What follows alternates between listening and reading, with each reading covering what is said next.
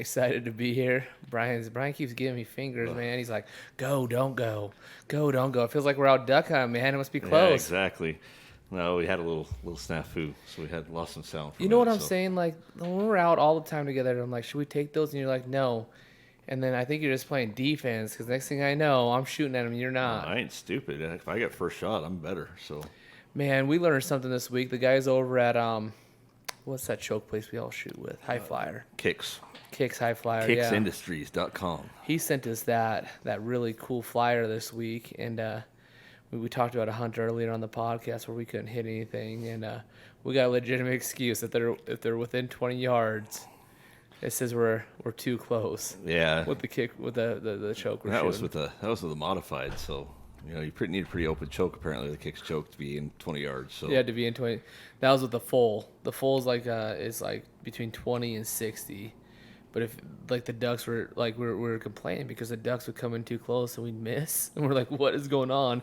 And then we'd hit them as they were going out. So I guess that makes sense. yeah, it makes a little bit of sense. So I thought you were going to talk about we learned something new and about the game warden's name today. Oh man, tell that story. We found out the best lieutenant's name in any game warden story. So, In game worn history. and around Elko there was a poaching case, and I happened to read an article, and this game warden's name is just perfect for a game warden. You can't beat it. His name is Lieutenant Buck Tingle. Is that like your Buck Spidey senses? You get the Buck Tingle, or Yeah, if you're looking at that buck on outside of hunting season, and you get the buck tingle, you know he's around. You know, Exactly. you're like, should I shoot it? Should I Oh. not shoot it? Should I poach this buck? No, buck tingle. No, that's I buck feel it. tingle. I got the buck tingle. I'll go ahead and stay legal. watch out for Buck Tingle. Yeah, well, man, we've been busy, and hunting season's right around the corner. September 25th, it kicks off up in northeast zone, and that's exciting. And we've been staying busy with projects, man. We've got, and we'll talk about them in a future show here, but man, we just want to say thank you to everybody that's listening to this show that's come out and help us. Yeah, a lot of our Battleboard Ducker family has been, they've been the backbone of a lot of the projects we've been doing through our other organizations. So it's a huge shout out and to those guys that are coming out and helping out, getting these habitats spiffed up for both for the hunting season and for nesting season for next year. So. Yeah, for habitat. I mean, we've drug them through the mud. We've put them on weed whackers. We've redone blinds, and they just come out and it's like a party, man. I really enjoy having, I guess you call it the Battleborn Ducker family out there with us doing these projects. Yeah, no, it's been really good. I enjoy it. And, we're getting to see more and more of a Battleborn Ducker family for projects, and we do events. We'll go out and we're going into Woods and Waters group. We're filling up a table pretty much every time we go out there now. We've got new guys coming in every month for that program through the Battleborn Duckers crew, and then we went to the Ducks Unlimited banquet, and we had 2 or 3 tables of Battleborn Duckers guys out there too. So it's kind of nice to just see guys stepping up and coming out and joining these causes. It's just fun to have them around, man. All of them are good guys for the most part. They are really good guys, and we have it's funny how you can take everybody from such different backgrounds and everybody gets along so well. And we're not even, if we're on a project, it's not we're out playing around and having a good time. We're working, but everybody's having fun. Everybody's enjoying themselves. So, and everybody's making fun of Ron pretty much the whole time. So we all have something in common. Go ahead and tell the story about my fat butt trying to jump up and down on that pole. I was trying to we'll- pole dance out there in the marsh. We'll have to post that. I'm gonna have to post that video on the Battleborn Duckers Facebook page. But we're struggling a little bit to get some of these goose boxes in, and so we had this idea to put some rods through, and Ron decided he was going to jump on. Speaking of new guys, we had like that new guy Dave out there Yeah. that used to be a lineman. He's like, hey, let's put these rods through and you can climb right up. And we're like, Dave, man, that is a great idea. Sounds stupid enough for us to do it. And so Ron decided climb meant jumping up and down on the rod, and it was like in slow motion. It's like one of those really bad things, like somebody's falling into the water in slow motion and they can't I was stop trying to get that themselves. pole into the ground. I figured like a 250-pound fat guy jumping on the pole might make it go in the water. It was working. Well, yeah, So it wasn't. So we were watching the video back on our way back home the other night, and every time Ron would jump, that rod would bend just a little bit more and a little bit more, and you could see it coming, and then you can just stop it, and then everybody starts busting up laughing because Ron slipped right off of the pole. So he's not a very good pole dancer, I'll tell you that. Yeah, man, I'm going to go ahead and stick to podcasting and real estate, man. You're not good at that either, so. Yeah, I'm okay at it. Anyway, so tonight we have a topic that's kind of near and dear to our hearts. Something we love doing, and it's something that I think we do pretty well, and we've done it quite a bit. And you either have to have experience or a lot of time doing it, and we can have a little bit of both. And that's kayak duck hunting, hunting out kayaks for duck hunting. And we've had a lot of guys come up to us and say, "What kind of kayak should I get?" And how do you do it? And is it dangerous? Is it safe? And so we just wanted to. What we're gonna basically do is we're gonna start off as we're going on the kayak hunt, and as we go through, we'll tell stories and give tips and um, kind of see if we can't get you guys going in the right direction to be able to go out kayak duck hunting. Well, I think it's important to know too. I mean, you talk about all the forms of hunting. So duck hunting is inherently kind of an expensive sport, anyways, right? So you spend a lot of money. You spend on guns and ammunition and stuff like that. And so a lot of guys adding a boat or a kayak to it, they freak out a little bit because it's going to be a lot of money. But It's cheaper than a boat, though. It's way cheaper than a boat, but you can really get a kayak fairly reasonably priced depending on what you get. And it's getting more and more where if you can buy used stuff, sometimes that's even better because you can get into it. Some people sell their kayaks for under $100, just depending on what you got. I was thinking about that the other day, and like we had people ask us where do we get kayaks from, and there are a lot of people that during this pandemic picked up kayaks. Yeah, a and lot of kayaks take up a lot of space in the garage, and they keep getting in your way, and people take them out once or twice a year. And then after they get annoyed with enough, where's that old kayak end up? Well, not to mention we've got now where the economy's starting to change a little bit, and the extra money that people were getting from the government that they went about the kayaks with, they're not getting that anymore. So there's going to be, I think that market's going to open up a little bit. It'll get a little bit cheaper, but I'll tell you, when I bought our first set of kayaks, I think I spent $350 or $400 on mine, which was I run a Tamarack fishing kayak, so. It's kind of an entry-level fishing kayak, but I think I spent $350 on it. But I bought 2 sit-ins and a sit-on for my wife and kids with a paddleboard, and it was under $400, all brand new at a swap meet. So, you can get reasonably priced kayaks still. I know, Ron, you picked up a really nice kayak the other day.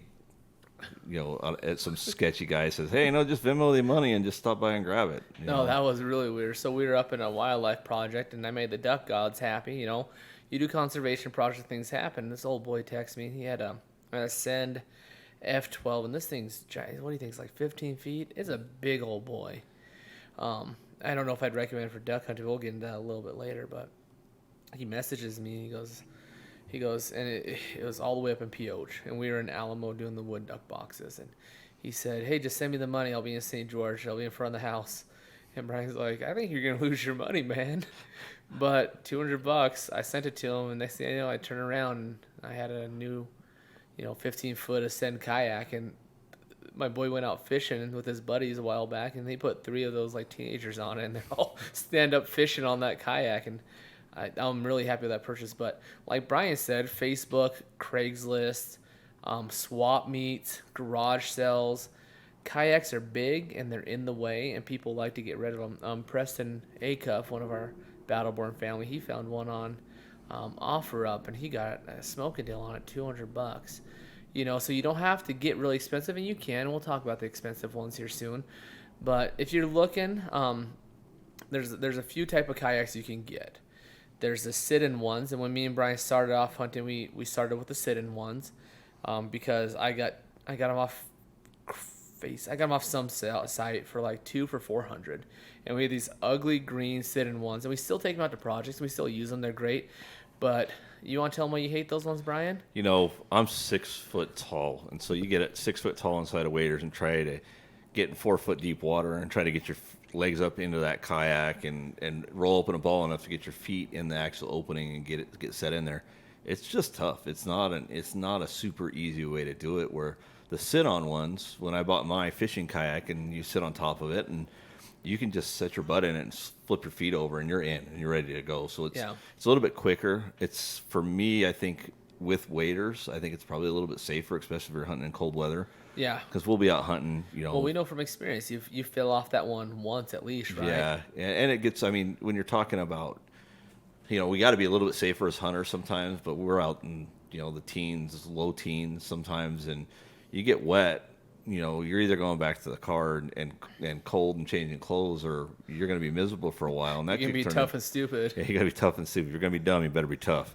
But you're either going to do that, or you run the risk of developing some hypothermia or something if you don't do it right. Now, I will tell you, with the proper equipment, with the proper wader jackets and the waders and stuff like that, it provides insulation enough to where you'll still stay fairly warm. You're going to be wet, and it's not going to be very comfortable, but at least you'll retain your heat and stay warm. So that helps a little bit. I mean, Cody had an incident Saturday when we went out. We were out doing duck boxes, and he was in the sit-in one too. Yeah, he was in a sit-in because we didn't quite have enough sit-ons, but we had a lot of guys out there, and so we're all kayaking out and setting duck boxes and getting in and out of the kayaks to do some of that stuff. And he went to get into it, and it kind of rolled on him, and he didn't get soaking wet. He went into the water a little bit, but it's so much easier to just get on those sit-ons. It's one less movement, yeah. So those sit-on ones are definitely better than the sit-in ones. Like the sit-in ones, like you have to pick your knees up to your chest and then kick them down in.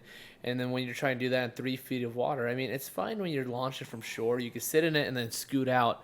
But when you're trying to load into it in the reeds, the sit-in ones just do not work. Well, I guess if you were going to stay, Ron and I don't typically sit in our kayaks when we're hunting. Mm-hmm. But if you were going to sit in your kayak the whole day and hunt from your kayak actually sitting in it, I guess it'd be okay.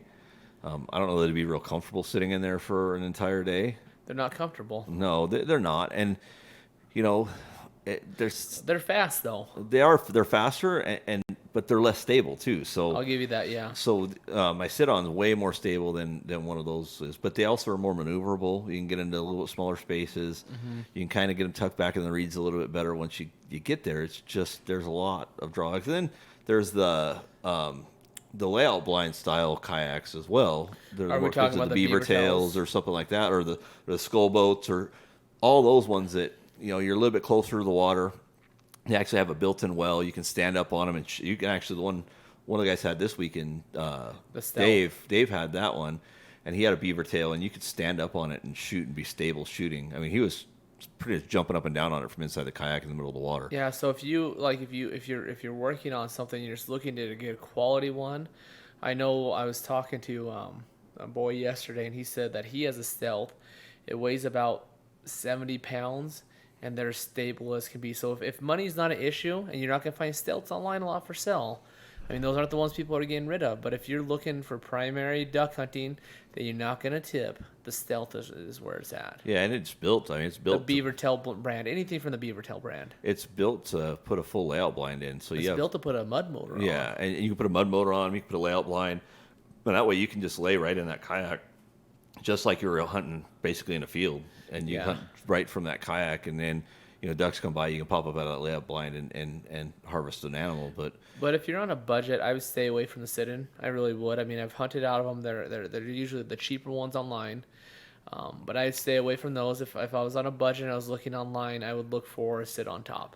Especially if you're going to duck hunt out of it. And they're not, I'll be honest with you, they're not that much more expensive. I mean, especially you're buying them used. Look at a $50 to $100 difference. Maybe. If you're buying them used, you might get them for about the same price. It just depends on what people are doing, because there's some misnomers, and some people don't like them because they don't understand them, right? So you look at it, and it doesn't look like it'd be very stable because you don't have anything around you. Mm-hmm. So it looks like you could fall off of it a lot easier. But they're super stable. I mean, you're not going to roll them over. Now, they make them, the sit-ons that you can stand up on and fish off of, that they're designed for that. My kid will stand up and fish off of mine.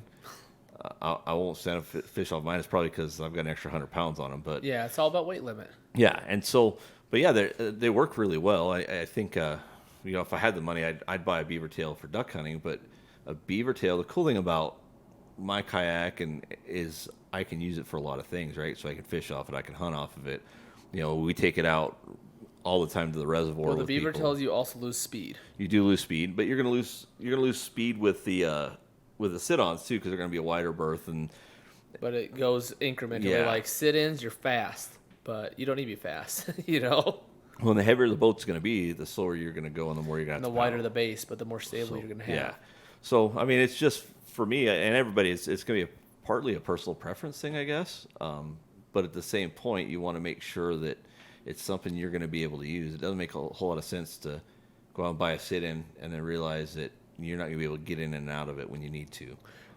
You know how you find out you can't get in and out of it?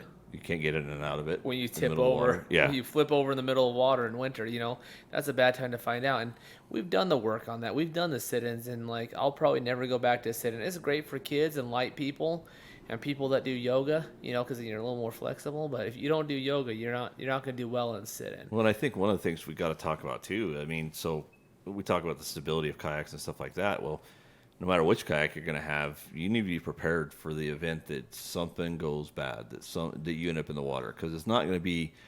I'm out kayaking in the middle of summer. I got shorts on and a t-shirt, no shoes. It's I not go a in the matter water. of if, it's a matter of when. Yeah, and so you're going to be in the water, in your waders, in a heavy jacket. There's a lot of weight there, so make sure you're prepared for that. And I'll usually run an auto inflate life jacket when I'm out going to and from a duck spot, just because it's just an extra added layer of protection. And then just be prepared. Know that have a plan for what if something goes bad.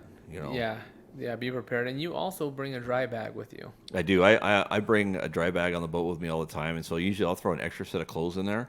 I'll throw my ammo and stuff in there just because nothing's worse than getting out to shoot ducks and you have no ammo that'll work because everything's soaked. But the dry bags work really, really well, and they're really cheap. I think I got 2 of them for $25. Buy them on Amazon; they're pretty cheap. Yeah, and they work really well, and it's not just for kayaking. I'll take them camping and stuff with me, and if I have some clothes in there and it rains, my dry bag's perfectly good. Now we talk about wader jackets a lot on the show, and I want to talk about this. I was out by myself. You weren't there. It was a weekday, so I was hunting by myself, and I launched and it had frozen over. And you know how it freezes over in the edges and it gets open in the end, in the out part, right? Yeah. And so I'm out there by myself, and the way you break through the ice with your kayak when you're out there is you push the kayak a little bit, and you lean on it, it busts the ice, and you walk a little bit further and you bust it. And had my wader jacket on, and it was nice. And it was a sit on top kayak, and I went to go sit on top of it, because I'd busted through enough to where I could get on top and paddle a little bit, bust through, paddle a little bit, bust through, and so I go to sit on top. And like I said, I've been doing it for years. I shouldn't have a mistake. Boop, right over the other side. If I sat on, and the kayak will just teeter where it just takes you and throws you off the other side. And so I went right under, and it was dark, and there was ice everywhere, but slammed into the water. But I was obviously able to walk in it, so I just stood up. But because I had that wader jacket on, it has elastic, the only thing that got cold was my hands and a little bit of my face. And I changed my beanie out, and I was good to go again. And so having the correct material, or correct equipment, you could fall in that water and just be fine. Well, and even if you just have, I think I was hunting with just a regular jacket when we were hunting Keep Pittman that time, and I hit a root, put my gun all the way to the bottom of the lake, and filled it with mud and water, and basically my whole jacket went in. So I was soaked, and so I hunted the next probably 3 hours. You didn't complain. It was 17 degrees. I will tell you that it sucked because it was just that feeling of having wet clothes on, but that jacket that insulation layer kept me plenty warm. I wasn't cold. Then we get back to the truck, and I told Ron, I'm like, hey, throw on your defroster on heat as high as you can. I'm gonna throw my jacket up, see if I can dry it out a little bit before we get to the next spot. But that's when we were using those sit-in kayaks too. That was that, and we broke through ice that morning too, launching onto that lake. Yeah, and that's the thing is you're gonna as we get later into the season, even down here in the south and southern Nevada. If we go, we don't use kayaks at Overton, but there's been mornings in Overton that we've had to break ice to set decoys. Yeah. They're few and far between in Overton, but when we go up into the Alamo, Hyco, Sunnyside area, there's a pretty good chance you're going to break ice a large portion of the season. So just to get out, so be prepared for that.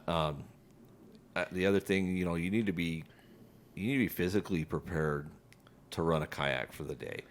So I know it all depends on how hard you're going to send it. The first once or twice of a season, usually, you feel it a little bit, and then you kind of get over it, and you get used to it, and your body adjusts. But I'll tell you, we kayaked a lot Saturday.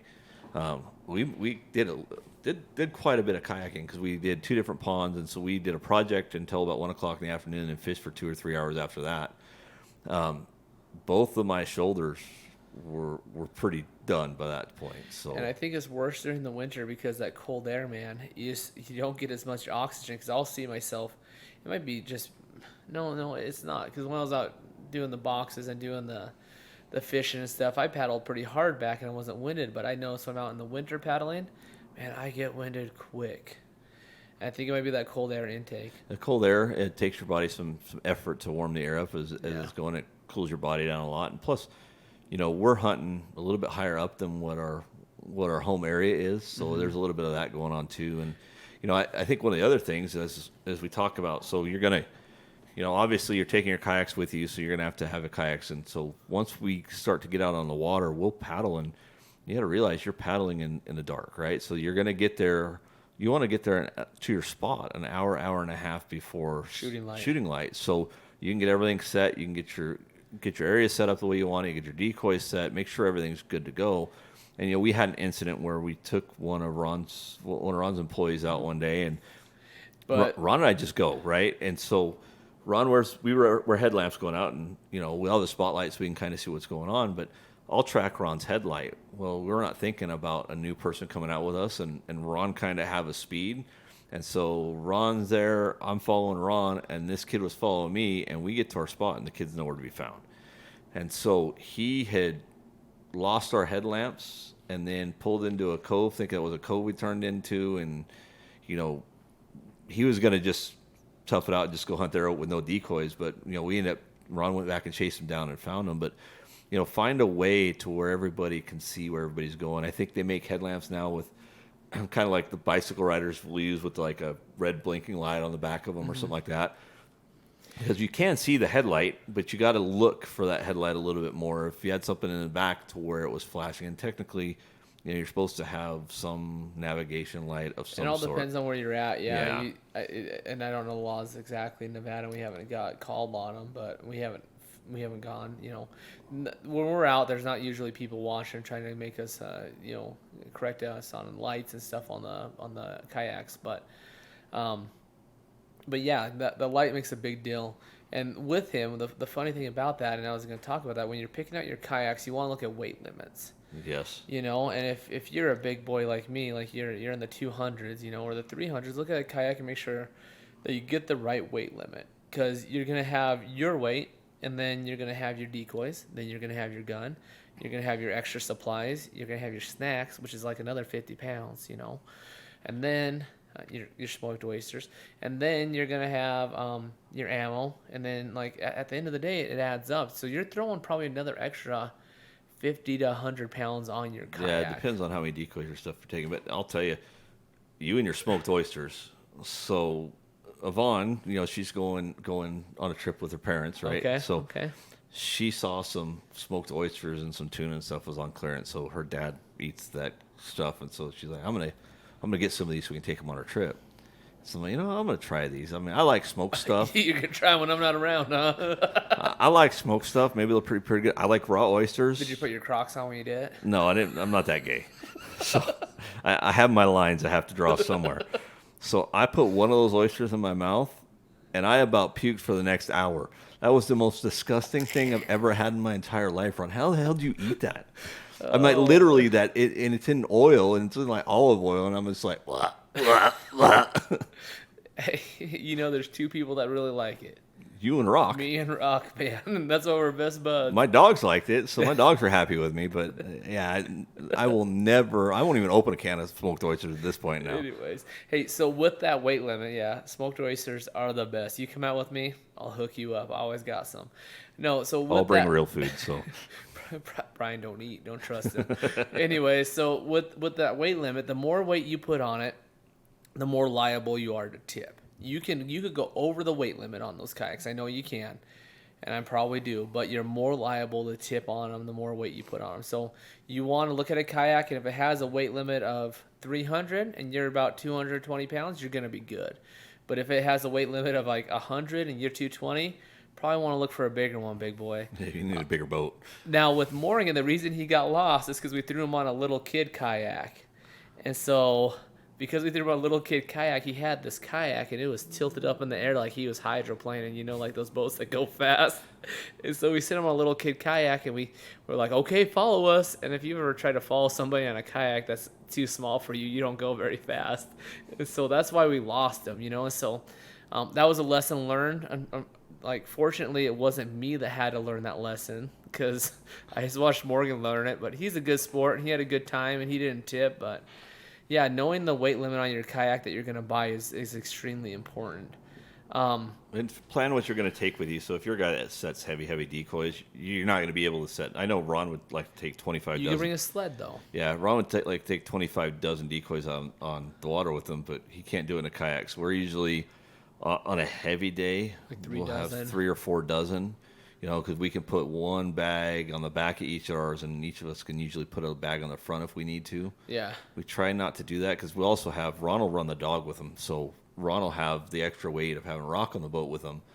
So that is just another added weight. So he's 60 pounds, right? Yeah. So you got 60 pounds plus 2 full bags of decoys, and we're running Dakotas, and Dakotas aren't very light. Probably if you really wanted to do it right, probably the best way to do it would be with some packable decoys that are a little bit lighter.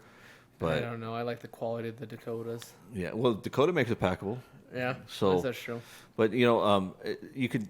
There's some options, or you just hunt a little bit lighter on your decoys and make it work. But Or you bring smaller decoys. You bring the teal decoys. You fit more teals in a bag. You bring the smaller gadwalls. You don't bring a bunch of mallards. You don't bring a bunch of geese.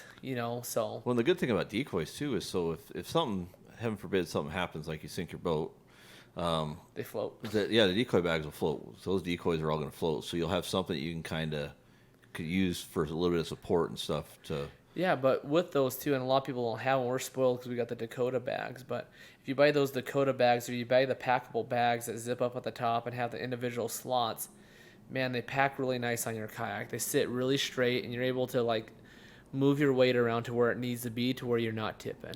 Yeah, and you bungee cord them in. I mean, there's points to use some bungee cords or ratchet straps, wherever you want to get them. But you don't want those to shift because it's going to make your paddle a very difficult situation. Yeah. That's the other thing. You want them behind you more than you want them in front of you because you want to be able to have that range of motion for that paddle. Otherwise, you're not going to be as efficient. So it's going to take you more effort to go the same amount of distance. So yeah. And then the way your kayak steers one of two ways. It steers by your paddles, or still steers the way you lean, or steers the way the front of your boat's pointing. So if you have the weight in the back, you're already ahead of the game. But if you have the weight in the back and it's off-centered, you're going to be constantly fighting that turn where you're trying to turn the whole time. And the bag will drag. Yeah. So it's going to, anytime that bag drags, it's going to want to turn into that direction. Yeah. So, it's just, you get it. It takes trial and error. I mean, I think Ron and I fix it a little bit every time we go out. Still to this day, and we've hunted off kayaks a lot. So generally, if we're not up at our favorite location on the boat and we're not in Overton, we're kayak hunting. That's the way we get everything. And even places, we have a place that you could walk in. You could walk into the whole lake. I mean, it's shallow enough you could walk anywhere on that lake you wanted to go. But with the kayak, we're more efficient. We're faster to get there. We're more comfortable going places. It's not as much effort to get to coves that are a little bit more secluded. Not as much physical effort. Yeah, and so you can get quicker back into places that you want to be. And then when it comes to, there's days that we won't hunt with a dog because we have something going on, or Ron's got a meeting or something like that, so we won't bring a dog with us. We can jump in that kayak and go retrieve ducks, and it's super fast, super efficient. We can be in and out. Faster than a dog. Yeah, sometimes it's faster than a dog. He's getting better, but we can be out and back with a duck in like 30 seconds, depending on where the duck is, versus if you were to have to walk that, you're 15 minutes. Or if you shoot a cripple and the cripple's running from you, it's really easy to chase down your cripples on a kayak. Yeah, and it takes, shooting off a kayak's not a natural thing. So, and I'd recommend avoiding it if you can. Yes, and if you are going to shoot off of a kayak, you want to shoot in the direction the boat's pointed. You don't want to shoot off the side of the kayak because then your kayak's you're gonna force of that shot is gonna push you backwards. It's all about momentum, yeah. Unless you have a good core, you can shoot whichever way you want if you got a good core. Well, you're still gonna have that recoil. So that recoil is you're taking that energy and you're pushing it into the back of the boat. So that boat's gonna roll on you. So you know, it's going to feel unbalanced, and that's a good time for you to be in the water. A lot of times you're going to end up in the water. But there's Yeah. guys that shoot off their kayaks all the time. It's not how I prefer to hunt off kayaks. We prefer to use them more as a transportation mode to get Yeah. somewhere, and then set up where you get somewhere. Well, yeah, it's like when you're sloshing through that mud, it takes a long time to get somewhere. When you have a kayak, and even if you're pulling a sled behind your kayak, which I've done before, you just cruise, you just fly, man. You go very fast compared to walking, and so it's such an effective vehicle of transport. And they're not that heavy to lift into the water. Now let's talk about. John Scallon asked if what you prefer as far as a 10-foot versus a 12-foot. You know, so the longer, as a general rule, the longer the kayak, the faster it's going to be, right? Yeah. So the shorter the kayak, the more maneuverable it is. So it's going to be a personal preference thing. So for me, I would prefer a longer kayak because I want to take strokes and I want to get somewhere in a hurry. So we're going from point A to point B. We're usually on open water, but at the same point, it's a lot tougher to stow a longer kayak. So you're gonna have to have a lot bigger reed bed to push it back into to cover your kayak and all that other stuff. So there's a plus and a minus to all of them, right? So that short kayak, you're not going to be as efficient. You're not going to be as fast getting into holes, but it's going to be easier to store. If I'm on a river and I've got some tight bends, or I'm going to have to maneuver a lot more, I'm going to want a shorter kayak to be able to make that happen a little bit easier. But as a general rule, for me, I prefer the longer one. And I think the other thing the longer one does as an advantage is it allows you to put kind of more stuff on there. Yeah, exactly. So it gives you more room and more room to be comfortable, because the way the sit-ons work, and it's different. If you got a sit-in, you can kind of strap everything you want to the top of that kayak. It's going to be a little bit harder to carry stuff just because it's rounded and it's harder to make things stable. But you could set things directly on top of your legs, and it won't matter. It's fine. With a sit-on, everything has to be in front of your legs or behind you, because otherwise it's sitting on your legs. Or like I'll stow my gun. Well, you can't get your legs back. You can't get back in the kayak because things are in the way. Yeah, but I'll stow my gun when I'm going in. I keep my gun in a floating gun case, just in case. So if you dump your kayak, the last thing you want to have happen is you dump your kayak, your gun's in the water, and you lose your gun. So I shot for a long time with a floating sling. I have a floating gun bag. But I put that in between my legs facing out, obviously on safety, unloaded, the whole thing.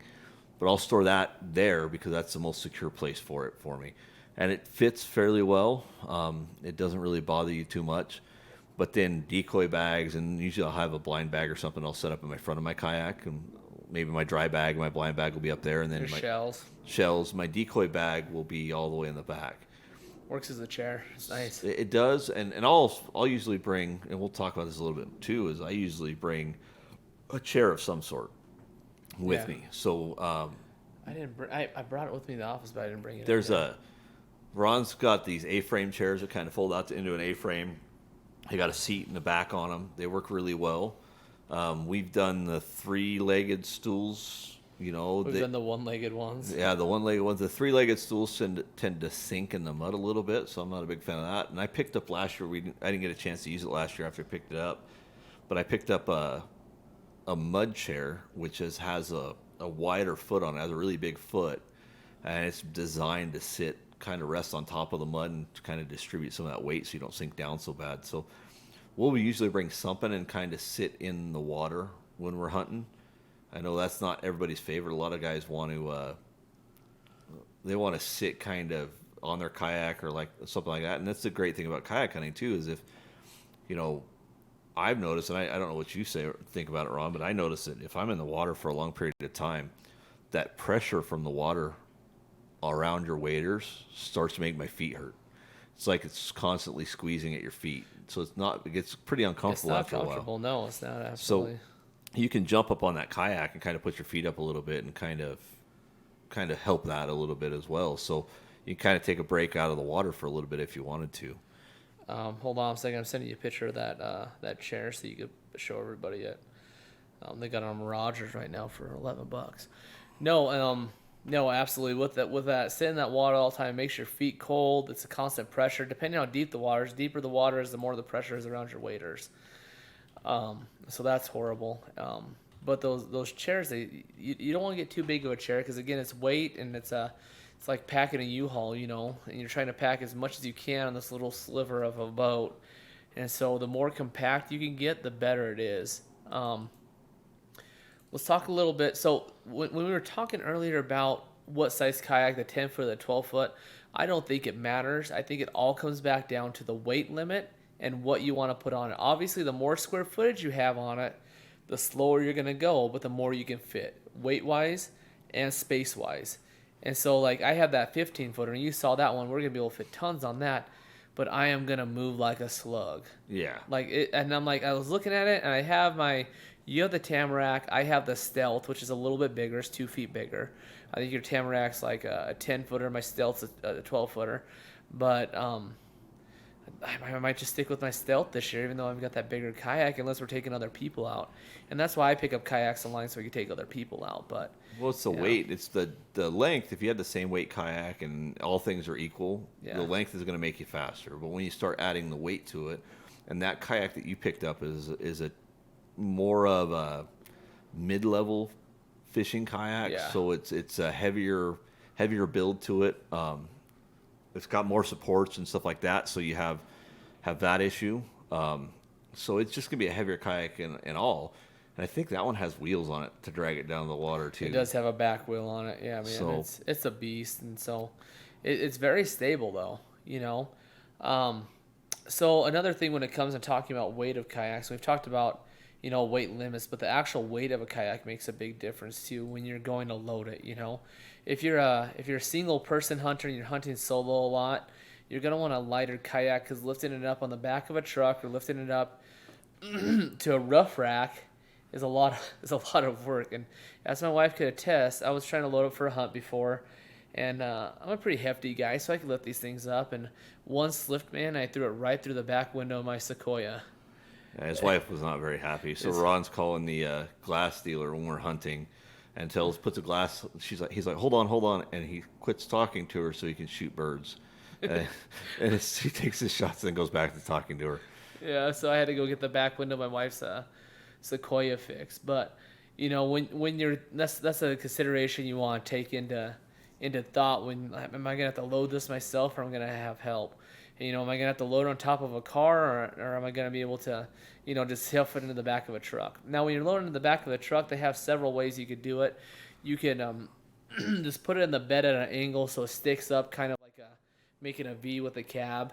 What me and Brian tend to do, because we want to bring supplies or something, we'll just run a couple 2x4s across the back of the truck, and then we'll just put the kayaks on top of the 2x4 so we could throw stuff under the bed. Yeah, I guess we're working on building the trailer to just make it a little bit easier. We have kayak racks, and everything's got its space. I mean, that's the thing with hunting, and I think most hunters will experience that if they hunt as much as Ron and I do. Is you start out the season, you're pretty organized. You have everything's in its place, and by the time you get a month into the season, everything's just scattered everywhere, and Ron and I don't have time to take a step back and reorganize, right? So we reorganize at the end of the season. That's where we really have our thing, and so it's always a go thing, and we don't ever have that time to reset. I know a lot of hunters, if you're hunting once or twice a year, you can reset every single time. But Ron typically hunts 3 or 4 days a week at a minimum, and I'm 2 or 3 days a week depending on the week. So you just don't have time with family obligations and work and all that stuff. Trying to sleep. Because you're getting up super early, and then that Maverick card, I'm telling you, it's you buy 10 Red Bulls, you get one for free. So buddy, we'll be getting a lot of free Red Bull this season. You got that chair up there? I showed it a second ago. I can go back to it. So yeah, let me talk about this chair. So after you get everything loaded, and you get out to your spot. You have a couple ways you can hunt off a kayak. Some people like to sit them when they hunt. So they'll tuck it in the reeds, they'll camel their kayak, and so when you're going to pick out your kayak, the color is important. If you care. If you care that you're going to sit in your kayak and it's going to be exposed to the ducks, you're going to want to get a tan or a dark blue or a green. But if you could get a bright orange kayak, you really can. And if you get into the cattails, you can shove that sucker super far back into the cattails, and then you can cover it up. You cover that thing right up, and then the ducks won't be able to see it. But you still have to have something to sit on because you're not going to want to stand out there all day. And so these little chairs right here is what me and Brian found. They fold up real nice, and then you can sit on them. It has a pouch on the bottom where you can put your bullets. That pouch fills up with water though. It's not waterproof. You know, Ron can bring his sardines back to life and let them live in there. I can set my oysters free. No, so this chair has been a game changer for us because then what you do is you tuck this chair back into the cattails, you stay tucked into the cattails, and you just sit still, and you have a pre-made blind wherever you go. Yeah, I mean, you're using the natural foliage for everything. So what Ron a lot of times will do is, Ron has an uncanny ability to see through. I don't know how the hell he sees through some of the stuff he sees through, but I like to have a little bit more opening so I can kind of see what's coming in. But you'll get right back behind a stand of cattails or back in the reeds, so where the deeper you are in the reeds, the more chance you're going to have of ducks coming in. Now, what a lot of people don't get too is they got reeds in front of them, they may have reeds in back of them, but they just smashed all the reeds around them. They smash their entrances, and so then you're exposed from the top, and people forget ducks are flying. Ducks are gonna see you from the top, and they're watching the reed line when they come in. If you watch their heads, they will look at that reed line, and they're looking for ducks are a pretty smart animal. They're looking for things that are out of place. They're looking for things that tell them something's not quite right, and there could be danger there. That's how they're going to survive, right? They're surviving predators. So if there's, all the reeds are mowed down in an area, obviously something's been in that area to mow those reeds down. So they're not going to want to be in there. So we try to find, if we're going in, we try to find natural openings that we can kind of get back to where we need to get. Like little points or roundabouts or. And if you do create an opening there, then try to pull some reeds back over the top of it. Try to make it back to as natural as possible. Or you enter one way and make a path back to where you want to be. Yeah. And that way you every advantage you can give yourself is going to be a better chance of harvesting. So that's the goal, is to harvest as many animals as we can. Our goal, Ron and I's goal every time, is to try to go home within 3 hours of us getting there, and I don't think it ever happens, but we're going to keep trying, though. We'd love to get our limits. I mean, it's a tough. Southern Nevada is a tough hunt. It's you don't get a lot of opportunities sometimes. So. Let's talk about packing the kayak when we go to launch. I know we talked about it a little bit, but I want to go over it in detail. When we go to pack the kayak, we put little brackets on our kayaks. They're little. Most kayaks come with them. They're like little U-shaped brackets that go right into your kayak. And you can drill into your kayak. There's videos on how to do it and how to sink the screws into it and everything and make so they're secure. But when we do it, what we'll typically do is I'll take this chair, I'll set that down on the bottom. I have my dog's marsh stand. I'll set that underneath that, and then we'll put the kayak bag or the duck decoy bag on top, and then we'll put the guns on top of the decoy bag. Now, you always want to have your decoy bag and like everything you care about strapped to your kayak, because if you flip, it won't fall off if it's lashed to your kayak. If it's on your person, I put out a post on kayak duck hunting on Facebook, and this guy said he lost his granddaddy's 870. And so lashing your gun to the kayak with a floating gun case, and what we use is they have these nice bungee cords from Home Depot, but they have carabiners on them. And so you go through that eyelet, you carabiner to one side with the bungee cord, you go to the next eyelet, carabiner to the other side, you put an X on it, and then you're good to go. I flipped kayaks, and I haven't lost anything. Yeah, and the security of having a floating gun case is well worth it. I mean, you're $30 or $40. I mean, you can get it probably cheaper than that even, but for $30 or $40, it saves you from having to go buy a brand new gun. Which, I mean, maybe you just tell your wife that you lost your gun and go buy a brand new one anyways, but then you'll have two. So kayak accident. Yeah, I had a kayak accident. All my guns are at the bottom of the lake. That's what I tell the government, right? Yeah. So let's hear, buddy, have a kayak accident.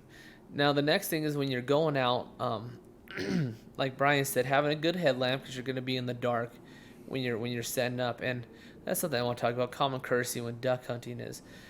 Brian says you want to be set up an hour before. That means, like, at a minimum, you're usually, if you're walking in or kayaking in, you're taking off like 2.5 hours before sunrise. And there's nothing worse than someone that's inconsiderate enough to come in at shooting light. You're blowing the ducks off the water, Everybody that spent their time and their sleep to get tucked in, you've ruined it for them. Well, we had that incident this last season where, opening, we were killing it. We had ducks. Ron setting decoys. There are literally ducks coming into decoys as Ron setting them. And so we had a really good first 10 minutes. And then some jerks decided to come set up across from us after shooting light, and they pushed all the ducks completely out of our hole. Yeah, so if you're going to be on kayaking and listen to this and you're going to get on a kayak and head out there, be considerate. If you're not there on time, find somewhere where other people aren't hunting. If there's other people, you think there's other people there, go somewhere else. Or wait at least an hour until after shooting light and then walk in. Yeah, let that first flight of birds come in. Take a nap, go get a Coke. I don't know. Well, and you can tell, and what we've seen a lot too is, you'll be guys, Ron and I start looking at a spot as we're driving down the highway, because you'll see the headlamps off in the distance, guys setting decoys and stuff. But we'll look kind of before we even get on the water and kind of have a plan of where we want to go. And so when you get on the water, make sure you're looking for headlamps as you're coming towards a cove. Mm-hmm. See if there's a guy in there setting decoys. I mean, he'll have a headlamp on. You'll see him. And then don't go and set up right on top of them. Go 2 or 3 coves over, 300 yards yeah, is what you're looking for. At least. But, I mean, if there's only 5 people on the lake, spread out to where nobody's on top of anybody. Yeah. I get that there's prime spots, and we all want to be in the prime spot. But if somebody beats you to it, let them have it that day and go somewhere else. Go find another spot. Go set your decoys where you're gonna decoy the birds into you. I mean, there's ways to do it. You don't have to go sit 50 yards from another guy because he got your spot. That's, you don't want that, and people get mad because other people do it to them, but then they go do it right to them as soon as they get the opportunity. Yeah, turnabout, huh? Yeah. Yeah, and so you'll be out there with your headlamp. Look for headlamps. Get out there early. Another thing that you'll want to do is your headlamp's only going to reach so far. You're only going to be about 10 to 15 feet in front of you with the headlamp. So what we do is we bring a spotlight. We charge it the night before, and that way we get shine, and we could actually see where we're going, and we pick a lot of our spots with a spotlight. And so that way you don't have to get right up on the reed line and make sure to travel faster, because then you could cut corners and not have to follow the edge line all the way around, and you're able to see the whole habitat. So having a little spotlight on the kayak is huge. I know, and pre-scouting, so you know kind of where you're going. And, yeah. We talk about lights. Everything looks different in the dark, though. Yeah, you talk about lights, and really, if we're in a duck blind somewhere like Overton where it's set blinds, it really doesn't. Half the times I don't even put my headlamp on. I mean, there's enough light pollution and stuff that you can see where you're going. But man, especially on a kayak, we get out in some of these more remote rural places. There's tons of different types of headlamps. I have a soft LED. It's got probably 20 or 30 LED lights on it, and it kind of folds around your head, so you actually have light instead of just one spot in front of you. It actually lights up to the sides of you and in front of you. It's pretty bright, and I think I bought it on Amazon or something. I think they were $10 or $15 a piece. But for me, I love that thing, and it's comfortable.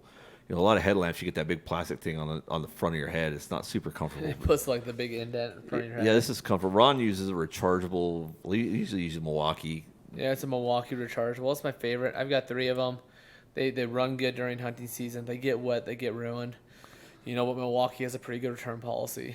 So and bring spares. I mean, because especially if you're bringing another hunter with you, especially a newer hunter. Mm-hmm. I think during the duck season, I run 4 or 5 headlamps in my bag, just because you never know when yours is going to go out. Ron's going to drop his in the water. Ron will drop his in the water, or we bring 2 hunters with us, and neither of them have a headlamp because they're not thinking about that. They're thinking, we're going to be, by the time we're hunting, we'll be able to see enough. Well, yeah, you will be, but you have to get to that point. So that way, it's just everybody.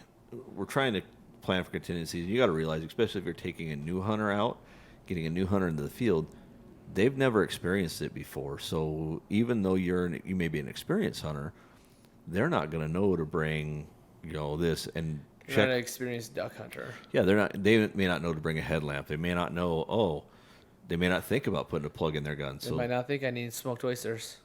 Because you don't. Because they're just disgusting and go. Yeah, no wonder you wear Crocs. Fair enough. Anyways. But yeah, so just make sure that as you're bringing your stuff, that you kind of make sure you know who's coming with you and maybe grab extra stuff for them. Me and Brian actually have totes that we keep extra stuff in, extra socks, extra waders, extra bullets, and we just make sure that everybody comes out with this is going to have a good time. Well, and there's times too where so we do a lot of, wildlife clubs and stuff like that. And like Woods and Waters today, I mean, they do at their monthly luncheons, they do a raffle, and they have quite a few prizes and stuff, and they do a raffle. And a lot of times, there'll be some headlamps or something left, and nothing that we really need or want. And so we'll grab a headlamp and we'll throw it in the tote for people we bring out hunting with us. So, those are big things to have. I mean, you want to be comfortable hunting, and so especially if you're in a kayak, because you're gonna get wet. So if you're bringing regular ski gloves out with you, your hands are gonna be cold. Buy a good pair of decoy gloves. And then bring extra. I bought some hardcore decoy gloves this year that instead of being neoprene, they're a softer material, but they've worked really well for this last season. Bring a pair of backup gloves, and then certainly on kayaks, the hand warmer thing for me is a must on a kayak. So, we bring a couple hand warmers. Just if your hands are wet, you can throw them in your pocket with those hand warmers in them, and Those hand warmers are a lifesaver. So like Ryan didn't emphasize it enough. The hand warmers are a must late season. All you do is you throw them in your pockets, and you're out there. You're grabbing ducks. You're throwing decoys. You're paddling. And then you just throw your hands in those warm pockets. You heat them up. You get the circulation going again, and you're good to go. Yeah, and it'll make your hunt a lot more enjoyable. Because cold hands, I don't know about you, my ears and my hands. If they're cold, I'm not very happy. You're gonna get cold. You're sitting on the water in the middle of freezing temperatures. So, next thing, when you're headed out there, a good paddle makes a big difference. Every kayak, the Lifetime kayaks, like Brian has, the Tamaracks, the Stelts, they'll all come with paddles. They're pieces of dookie. I mean, they work good. They're okay. But you get these carbon fiber, is that what they're called? Yeah, it's carbon fiber. There's fiberglass. Even if you go to an upgraded aluminum paddle, it'll be light years ahead of what the paddle that comes with the kayaks are. Yeah. So if you can only afford what comes with it, and Good. you're really on a tight budget, they work just fine. Don't take it as you have to have this because you can't do it without it. What's going to happen is that lighter that paddle is, the more of that effort that you're using to use that paddle is going into actually making that boat move. So, I didn't think a paddle was a big deal, right? I was like, it's a paddle, a paddle. Well, I happened to get off of auction, I got a fiberglass paddle, carbon fiber paddle. And that thing is, I mean, there's no weight to it.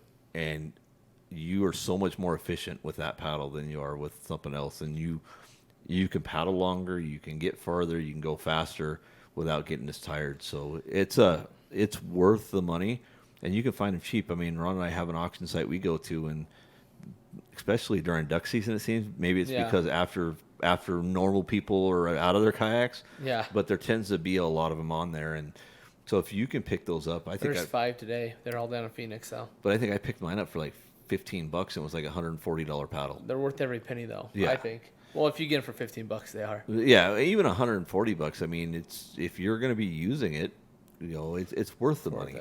And maybe it's the point where this year I can afford a kayak, and then next year I'll invest in a better paddle, and you do it piece by piece. Duck hunting is one of those sports you can kind of do it piece by piece. Yeah. There's some essentials that you're going to want to have. You obviously want to have some waders. You're going to need a gun. You're going to need some ammo. Camouflage, you can kind of make things work on your upper half as long as you have those waders and you have a good jacket. And you're tucked in. And you're tucked in. So you can make that stuff work. Remember your granddaddy shot deer in a flannel red jacket? A flannel red jacket, your granddaddy shot deer, so I don't think you need the scent away and all that other stuff. But it works. It gives you that edge, but if you tuck in and you're tough, you probably could do it the does. same. It's a crutch. You don't have to hunt like the old timers had to hunt, right? They didn't have all the toys. Yeah. So they had to know their wind. They had to know their terrain. They didn't have GPS. They didn't have. Man, we are so spoiled as hunters now, and we have so much equipment. And Ron and I we use the Ducks Unlimited app, and we can catalog our ducks. We can see what ducks have been flying where, kind of where the Sunrise, migration sunset is. times. Sunrise, sunset times. You can pull up the regulations right from that app. So as long as you have internet, you can do a lot of stuff with that one. Yeah. Onyx. Onyx will tell you, okay, there's a pond over here. Is that a pond on public or is that on private? Onyx is key for hunting marshes. Yes.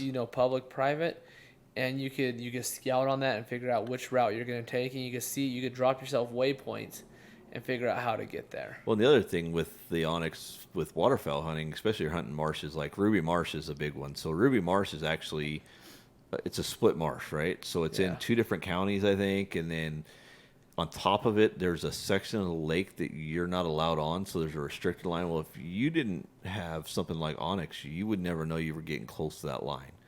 So you just... They have signs. Yeah, if they're there Crappy still. signs. Yeah, if somebody hasn't ripped them down. The duck hunter hasn't hit it with the boat. Yeah, so, I mean, it's just one of those things to where it's nice. And, like, when we go out and do a project, we'll mark all the goose boxes with, on Onyx, and we'll send it to everybody. So that way we need to go back and stuff those boxes. We know right where they're at. And we can tag them as a goose box, Onyx is pretty good with labeling springs. I mean, it'll tell you where some of the springs and stuff are that are actually labeled. So if it's this private spring that somebody's done or a water feature that they built, it's not going to be on there sometimes. Yeah. So, but that's a really valuable tool. And the cool thing is, it's one of my top tools in my toolbox. The cool thing is, like Ron and I share information all the time on that, and said, hey, I was looking at this, all during duck season. If I have a time down and we're looking for somewhere new to hunt, I'll pull up a map. I'll just pull up an aerial view. Look for water. And then kind of see what the features are. And I'm like, hey, we should go try this. And I'll drop them a pin and just send them a pin. Hey, we should try this spot right here. And then Ron could pull it up on his Onyx and zoom into it and say, yeah, I like that spot. Or, maybe we go up the river a little bit or something like that. So, it's kind of cool because you can all kind of be on the same page. So yeah. So once you got that good paddle and you're headed back, you're headed to your spot. Getting in and out the kayak is very, very important, because if you get in and out wrong, you're going to tip. And so some tips I found after falling a few times for getting out of the kayak is, one, when you get out, you always stop and you fill with your paddle to make sure there's ground underneath.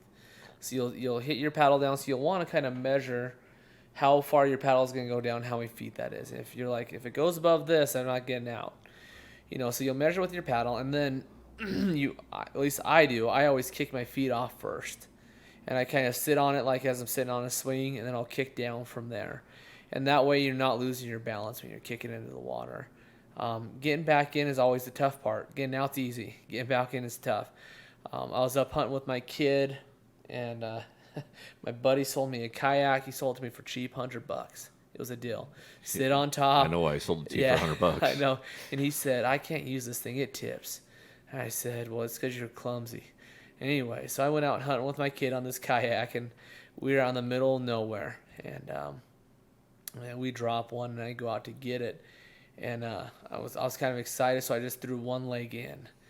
And then I threw my whole body in the water because the kayak just went this in over in, And it was cold, and it was getting cold quick, and there was ice in the water that morning, and I went all the way under. Like, didn't have my waders jacket on. I just had my sweater on because it was later in the afternoon. And told my kid, I said, hey, go. He had the phone. He was watching YouTube. I said, hey, call your mom. Tell her to get back down here because we were up there camping. And so he calls my mom, and my wife gets back down there and said, I'm going to go pick up the decoys real quick. And I step off to go pick up the decoys and step right into a channel and whoop, over my head again. And so at that point, I tried again and got back on the kayak and went out and got the decoys. But getting in kayaks is very important. And there's a couple ways, 3 ways you can avoid it. First, if you put your butt in first, you'll be okay. When you put your butt in, you put your kayak paddle in front of you, sink it in the ground. At that point, you have kind of an anchor point that you could do.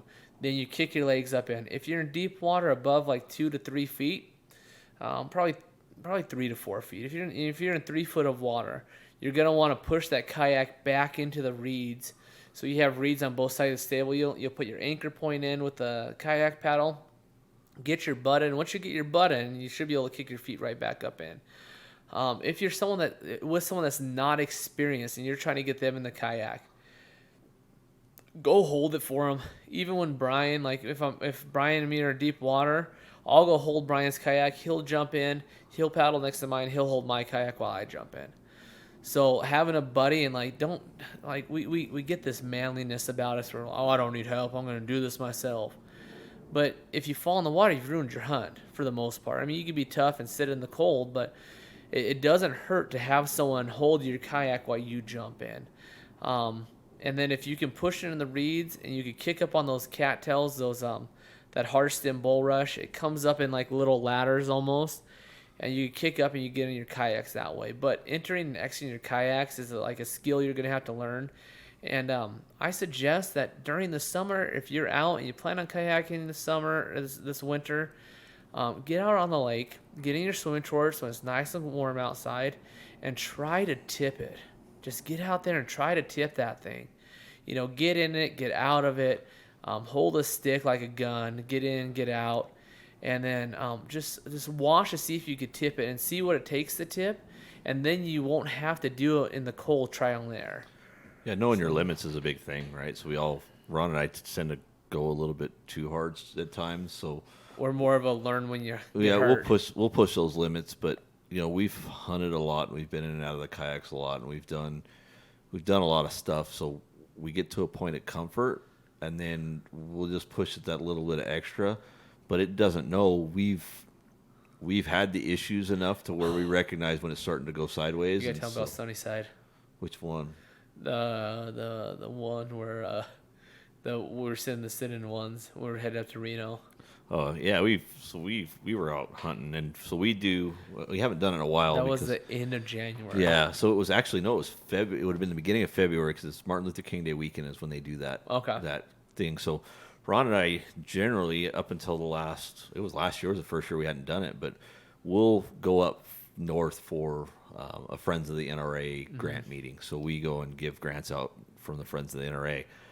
And so we're not going to waste a road trip, right? So we will usually hunt Friday morning, and we'll hunt at least one place, and we usually try to catch a couple other places as we're driving.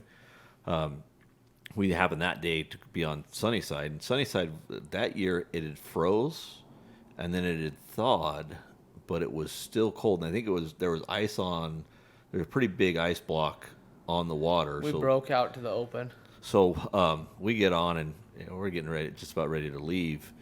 And as we're getting back in the boats to leave, my boat, trying to get up 1 foot into it, the kayak kind of pushed out of the water a little bit. Again, sit-in sides. Yeah, it was a sit-in side. So I had one leg in it, and I was trying to get to where I get that leg down to get my other leg swung in it. The kayak kind of pushed out a little bit, and I went head first right into the water. I mean, and the kayak filled up with water, too. Yeah, and so the kayak's underwater. I'm soaking wet. It was like 14 degrees outside that day. So then it becomes hey, let's get – and Ron was probably a little bit more nervous than I was because he was thinking that I was going to get hypothermic and stuff like that. And it really wasn't – as far as cold was concerned, it wasn't like uncomfortably cold. It is until you die. Yeah, it sucked to be wet, but then again, I didn't have my waders jacket at that point. No, we were brand new. But I did have a jacket. I had a hunting jacket on that still had some insulation in it. That insulation kept me from getting too cold. And then, we run. That's a good point. When you get wet, and you will get wet, do not take your clothes off. No, don't take your jacket. Leave the wet clothes on. Leave them on. It's going to be uncomfortable, but you're going to be. It'll warm up, and it won't take very long. And it conserves the body heat too. We hunt 1,000-gram waders. I have a pair of 1,600-gram waders that they're warm enough. I mean, I don't know that I'd want to be. I wore my 1,600s when we were below zero that one day last season. I don't know that I'd want to be in my thousands in minus temperatures like that, but certainly the thousands are. If you're 16, 17 degrees. But when you get something wet, your instinct is to take it off. Yeah. And when you're out in that cold weather, you're going to conserve more heat by leaving it on rather than not having it on. The one place that I would say that doesn't necessarily work is with my gloves. That's true. So once my gloves are wet and cold, they're wet and cold, so I want my gloves off. But my core, I'm never taking my jacket off. Unless you have something to replace it with that's dry. Yeah, and then but see, if you replace it, so what happens is you get in, your jacket fills up with water, you get soaked, your shirt underneath it's soaked. So you put a dry jacket over the rest of your clothes that are wet. it defeats the purpose, right? Yeah. But it will be, I mean, you'll be warm enough. It just won't be comfortable. Yeah. You'll So definitely be warm enough. Um, Something else when it comes to that, and tipping and being warm. When it comes to bringing, if you're gonna bring a dog out in your kayak, and I'll bring dogs out, and I started last year, started 2 years ago. It's like having a little 2-year-old on your kayak that wants to run around. And so when you bring your dog out, before you do it in the season, is you'll want to get your dog out in that kayak and start testing the dog on the kayak, making sure he can sit still and figuring out where you want to sit him. I got this one dog that likes to run to the front of the kayak, and the front of the kayak is like the main tipping point. And so what I like to do is I like to put the dog right between my legs. I put the paddle in front of him, and I paddle with the paddle in front of the, no, I paddle with him behind it. But he sits right between my legs, and so my center mass is his center mass also.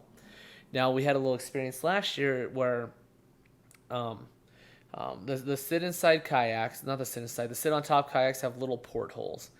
Brian covers his up. I leave mine open. And last year I lost my covering it blew out on the highway or something to the middle piece of my kayak. And we're out paddling to our spot. And my dog kept on, something happened to where the water kept on coming in the kayak and then going in the centerpiece. And it was just slowly sinking me. And I told Brian, I said, "Hey Brian, I gotta pull over to the side here. I'm gonna have to walk this thing in." So make sure you have all your pieces first off, and second off, if you don't have all your pieces, don't overload it because you will sink. yeah, I like to be a little drier when I'm in my kayak, so I use 4 of them. There's actually 6 or 8. There's 8 scupper holes on my boat. Mm-hmm. The scupper holes are designed so when the water gets in the boat, it drains out the bottom of the boat. So water is always coming in and out of that scupper hole. Yeah.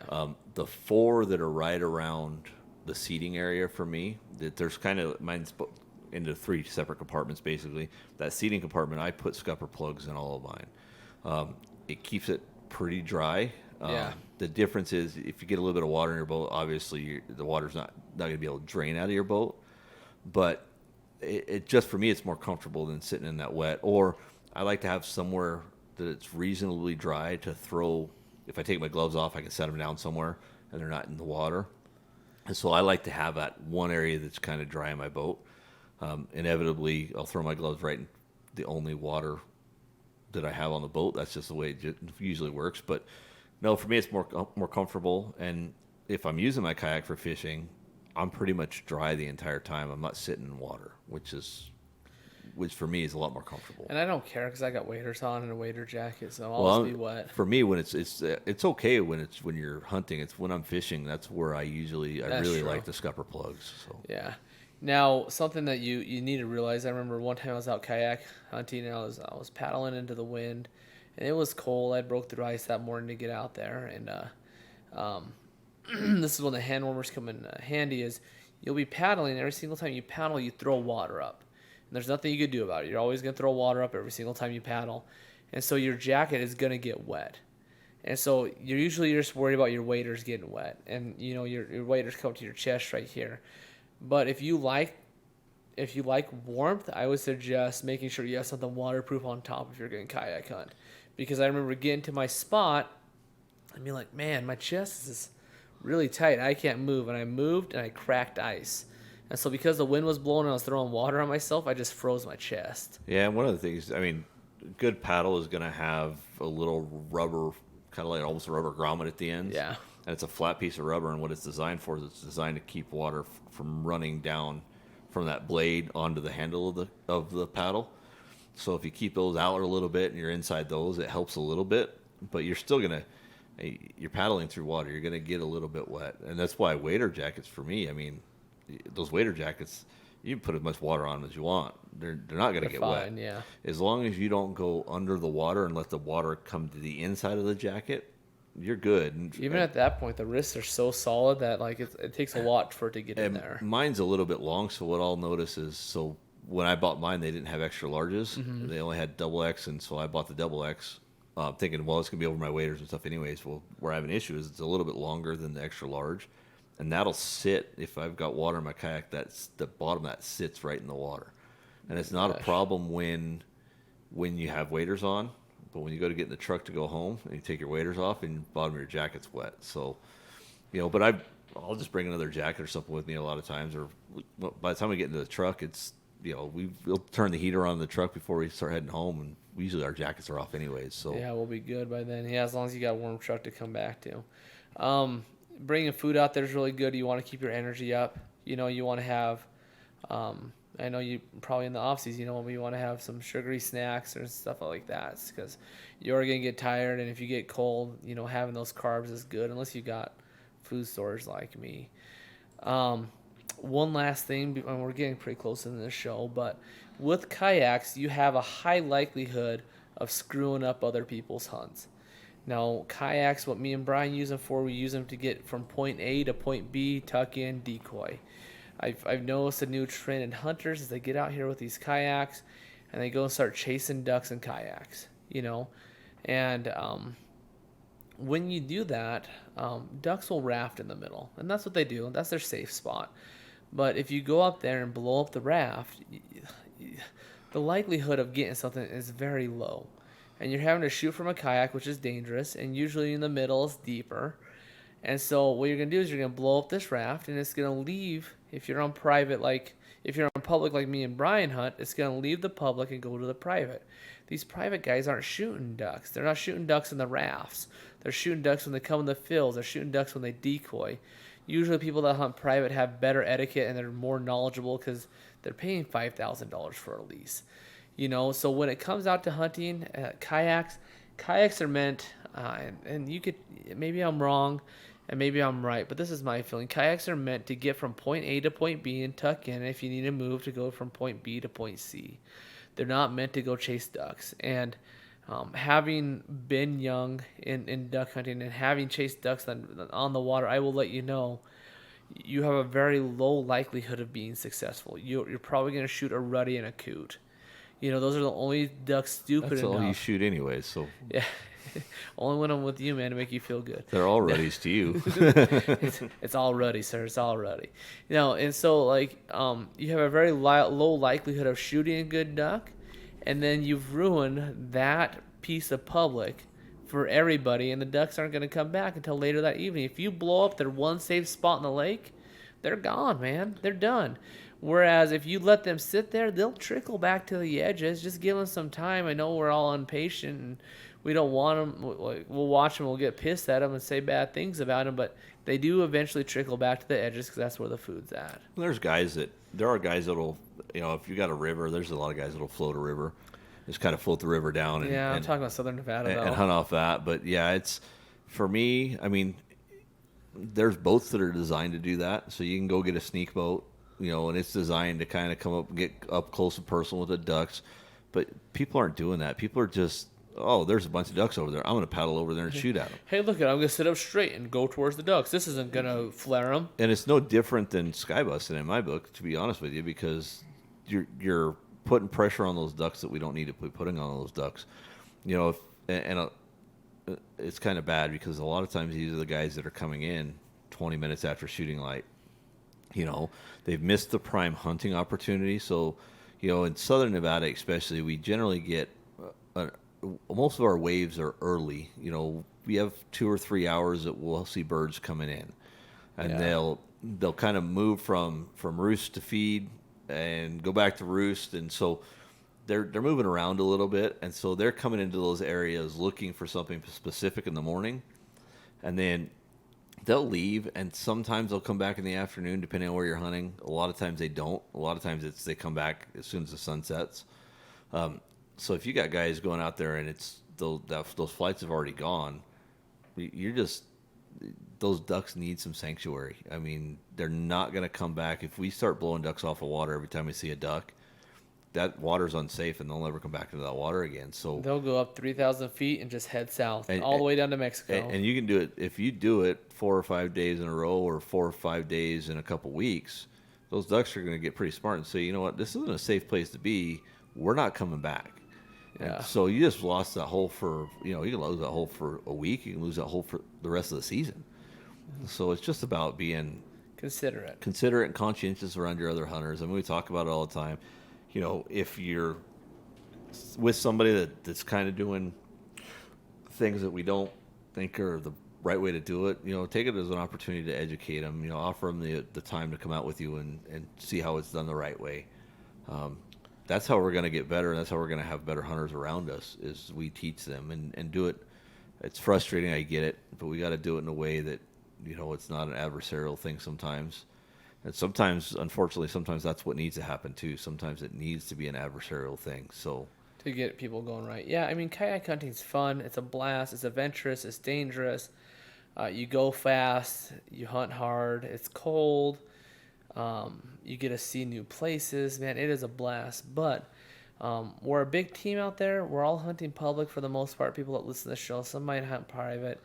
And so I guess you're almost like team public, And if one team player's like shooting from the half court line, you're not going to win the game. That guy gets a shoot. He gets a shoot, and he might make it like 1 out of 100 when he shoots from the half court line.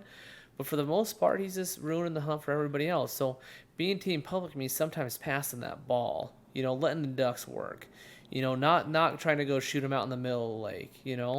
Like watching to see where the other hunters are, showing up on time, using the correct ammunition, knowing what you're doing, and and the hardest part, taking new people out and teaching them, because you take new people out and teach them, man. Some of them, like most of them, if they haven't hunted before, are gonna flare your ducks and they're gonna make it rough. But you've now created a new team public person that when he goes out, he's not going to ruin the hunt for the rest of team public. And you use those opportunities where they're flaring ducks and stuff as teaching opportunities. I know we told a story, and I won't get into the full details of it, but there was somebody in Ron's blind hunting with him one day that he took out. I don't think he really knew him, but the guy was spinning around in the blind with a loaded gun. Just spinning in circles in the blind with a loaded gun. So those things are things we have to use them for teaching moments, and if we can teach them the right way, that they'll learn it and they'll take it with them, and they'll be better hunters. And sometimes the best thing you can do as a hunter is somebody sets up in a prime spot and they're just slaying the ducks. The best thing you can do sometimes is just sit back and watch them slay the ducks, because once they got their 7, they're going to have to leave, and then you can just kind of mosey on over into that spot, and you might get the same opportunity to shoot as well. Enjoy watching them play their game, man. Or man, if somebody's slaying ducks, look at what they're doing. I mean, because sometimes they got a decoy set. It's not like they could hide anything from you. Yeah, but get your binos out that you forgot. Yeah, but I mean, if you can look at their decoy set and kind of how they're set up and stuff like that, maybe it's something that they're doing that's bringing the ducks into them that would the same thing would bring the ducks into you. So you can adjust your set, and everybody can harvest more ducks that way. Now, if we've got guys, that the basketball player things, it's a perfect example. So if I'm shooting from half court and the only one down under the basket is the other team, guess what? We just lost the ball. That's all we did. So it's the same thing. So if I'm sky busting, or if I'm out there kayak chasing ducks off the water and this and that. Kayak busting, let's call it that. Yeah, kayak busting. So if I'm doing those things, then all we're doing is giving the ball to the other team. And so we've got to be cognizant of that. And, I know game wardens aren't necessarily all our best friends. So when we see buck tingle running around, when you get them buck tingles, sometimes people get a little nervous and stuff. But, man, have those conversations with a game warden and say, man, how's your day going? Man, I'm struggling because these guys over here are shooting at everything that's flying. And a lot of times what we found out is those guys that are uneducated, don't care to take the opportunity to learn how to do it the right way, probably aren't doing it the right way when it comes to hunting licenses and duck stamps and stuff as well. So those are opportunities for education. Saying to be a snitch? No, I'm not saying to be a snitch, but you're saying let the game warden go over and have some education with them. The game warden will actually go over and make some visits to make sure everything's okay. And then I know there's some of the game wardens that refer them to certain programs.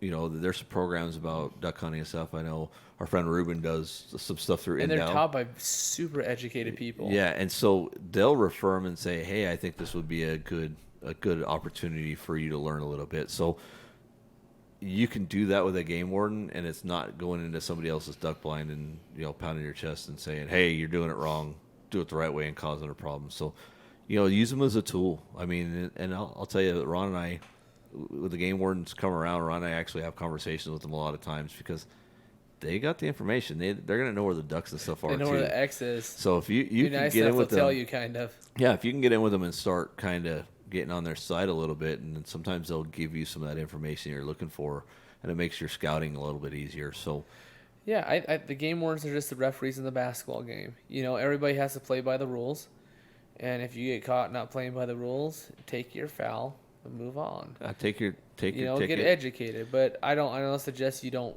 play by the rules because the rules are set there so we could all be successful. Yeah, and that's the thing is, and some game wardens are certain things that they'll maybe let you slide a little bit on, you know, if you don't understand it. But here's the problem with the game wardens we have to understand is everybody's telling them the same story. They're getting lied to so much. It's always, I don't know. I didn't know. Oh, I didn't know that was the rule.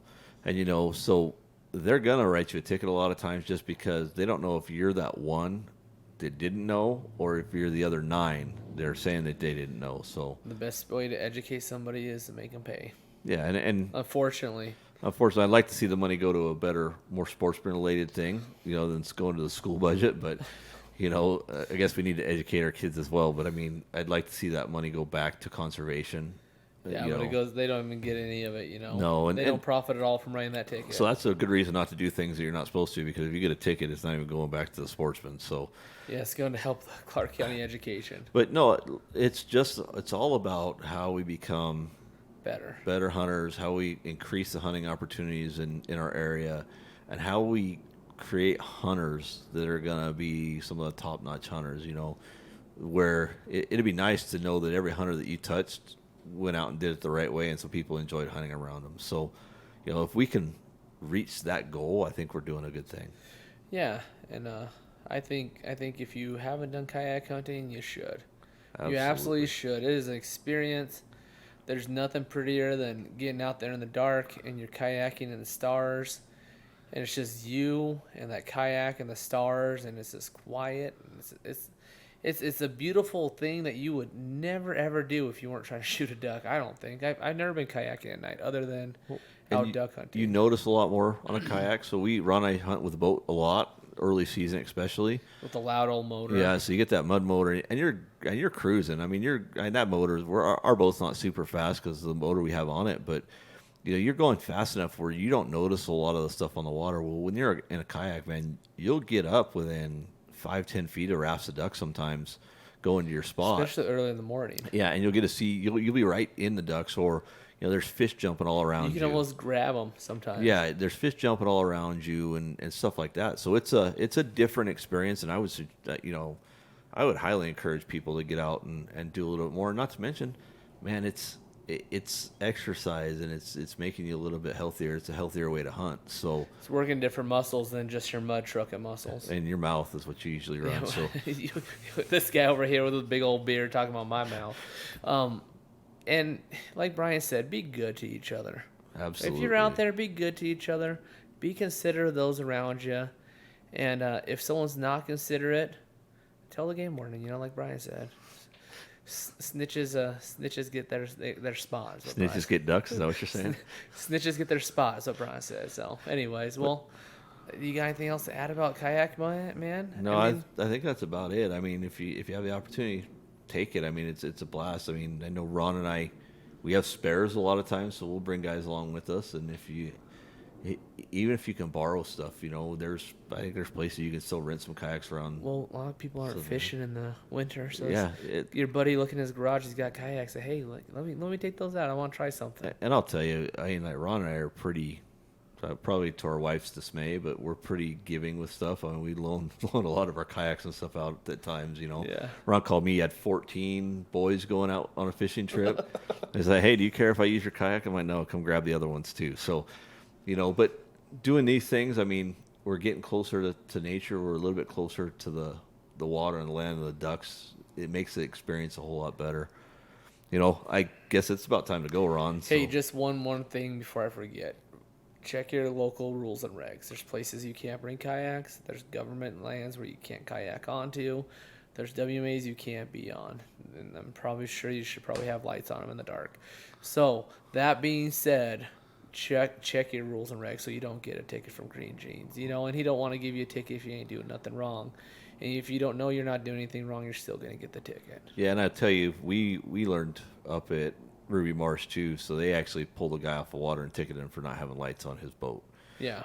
So it's a real thing, and you can buy the kayaks. Even you can buy little portable lights to hang on the kayak. And you got to get registered too. You only have to get it registered if you got a motor on it, but you have to get your AIS sticker no matter That's what. it. Yep. So, well, I guess we're about done for this episode. So, as we say all the time, if you're going to go out hunting this weekend, make sure you take somebody with you. If you can't take somebody with you, make sure you teach somebody something. If you can't take somebody or teach somebody, make sure you hunt hard. Thanks, guys.